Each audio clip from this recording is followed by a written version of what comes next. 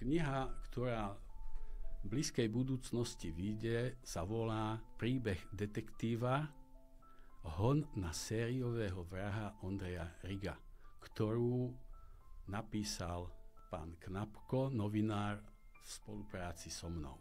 Kniha je zameraná hlavne teda na tohto sériového vraha Ondreja Riga, na jeho prípady, na tých 9 vražd, ktoré spáchal, kde to je podrobne rozpísané, ako sa vyšetrovali tie prípady, ako sa preukazovalo, ako sa pátralo po páchateľovi a čitateľ sa tam dozvie zaujímavé veci, ktoré doteraz ešte neodzneli vo verejnosti. Pán spisovateľ tam chcel ešte o mojej osobe napísať, tak tam napísal môj životopis a moje profesné postavenie alebo profesný postup v policajnom zbore.